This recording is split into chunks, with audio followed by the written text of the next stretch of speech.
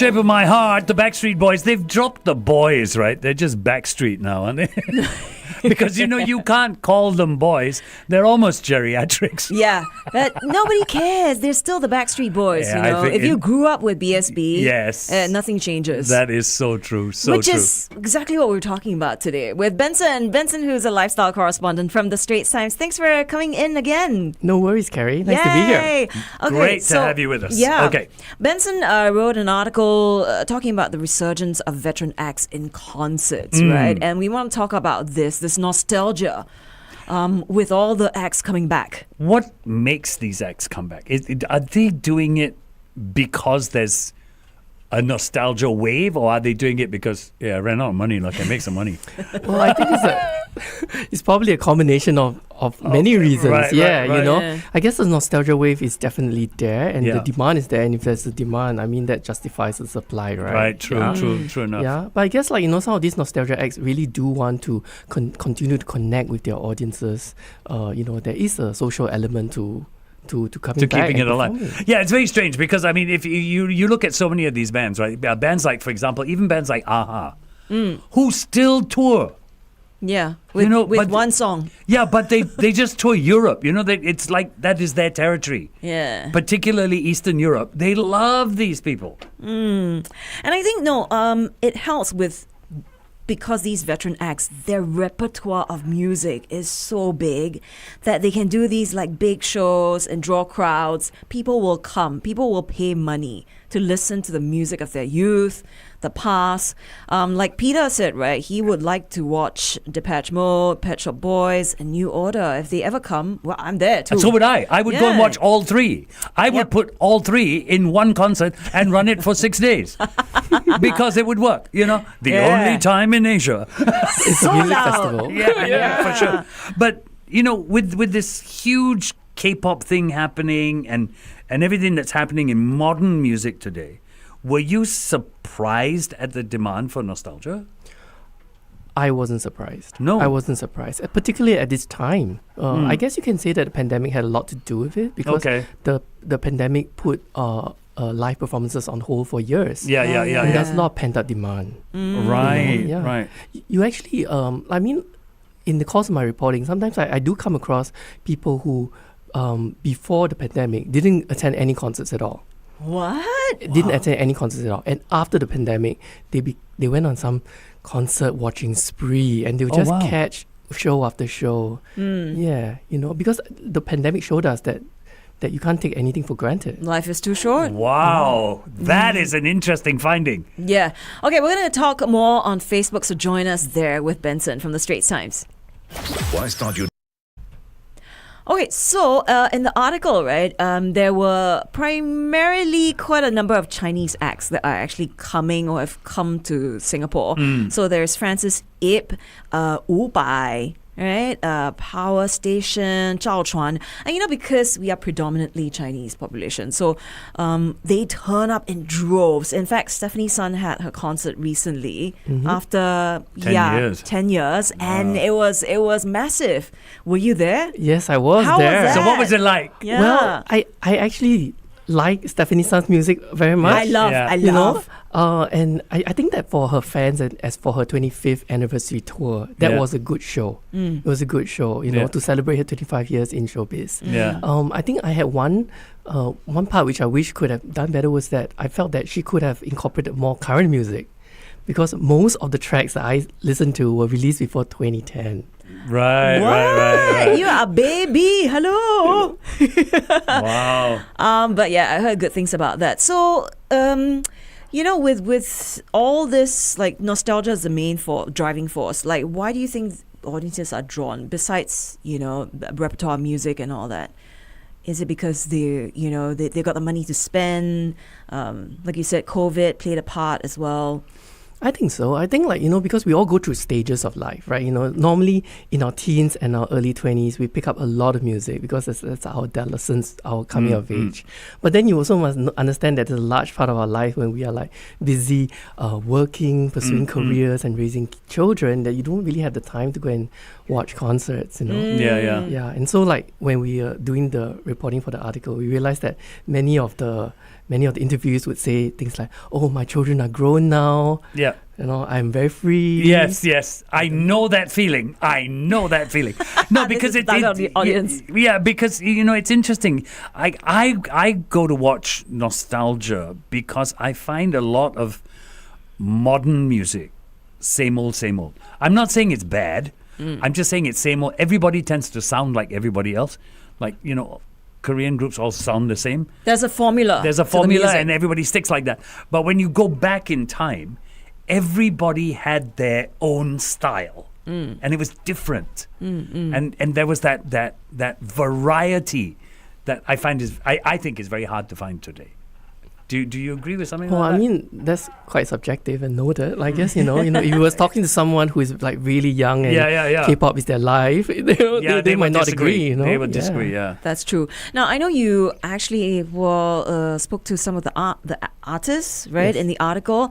What are their thoughts about coming, back to do these concerts here? Also, for an artist, from the artist's perspective, just performing to crowds is their way to connect. Of course, it's the way to make a living, but it's also their way to connect. And I guess from an artist's perspective, if you are like singing a song which was very popular way back when, but then by singing it right now, you bring smiles to the audience members. You remind them of a time when they were young, and very positive and very optimistic. Yeah.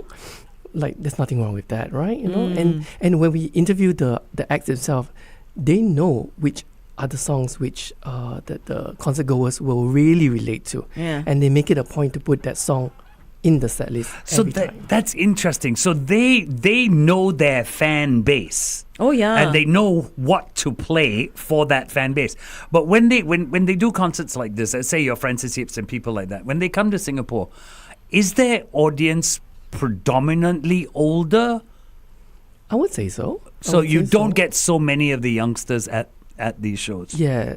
I mean, it depends from artist to artist. Really? Predominantly, if what we would normally expect is that an artist has a certain demographic that they cater to, and then that as everyone gets older, the demographic definitely gets older. Yeah. Of course, there are some artists, in particular Upai, who's had a few of his tracks either covered by younger singers, Right. and or like perform on variety shows, again covered by younger singers. Right. Okay. And that has led to a resurgence in his popularity. There was So actually then the crowd may be slightly younger than normal, right? So for Wu Pai's case, there was actually a Taiwanese drama which picked up a song which he released, I think, in the 1990s. Wow. Recently. And so you have a lot of young people suddenly connecting with this song through the and drama. the artists as well. Right. That is so cool. Now, from a business perspective, right? How are promoters and venues responding to this trend? You think obviously it's a good thing because it's tourism money and all that. How is it shaping the local live entertainment scene? I guess it just makes the live entertainment scene very varied. There's something for everyone, and you don't. I think that's a great thing because you don't. No one actually feels left out.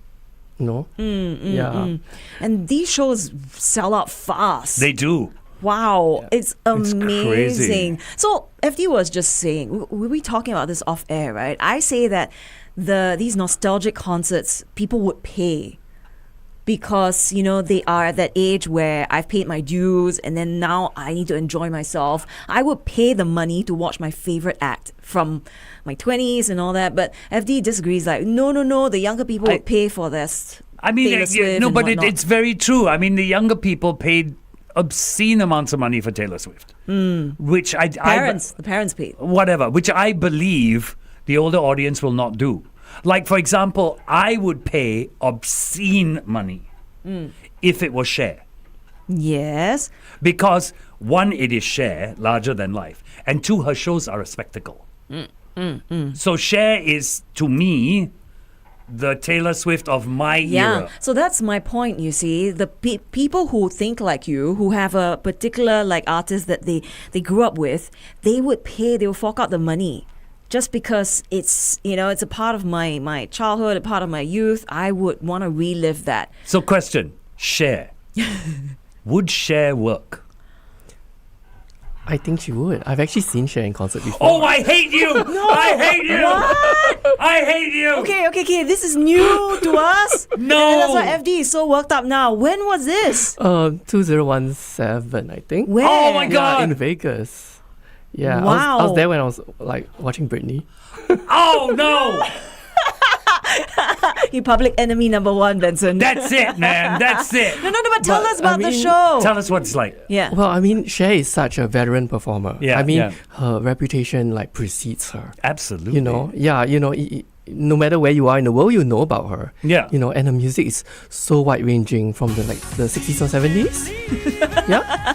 Yeah. And she's so inspirational. Like, as a woman of her age, I think something that she always says during her concerts is, "What's your grandma doing today?" Because if I took my kids to that, they'd go, "Grandpa, what are you doing today?" Yeah. No, but she looks nothing like a grandma. She's still so well maintained, very poised. Well, I'm sure- she has supported the entire American plastic surgery industry. You know. No, but done very well. Yeah, Okay, yeah, she's done yeah, very well. yeah. And I'm sure the show was a huge spectacle. Yeah. Right? Dances, the pyrotechnics, the works. Yeah, of course. She's still performing in Vegas or no? I Not don't sure. think so. No, I don't Oh think so. no, I don't you think so. missed out, Yeah, FD. I know. I hate you, Ben. But she could come back. She could come back. If you ever get word that she's coming back and you don't tell me, I will be very angry with you. No more coming on the morning show. Okay, we're going to go back on air and talk more. So stay with us.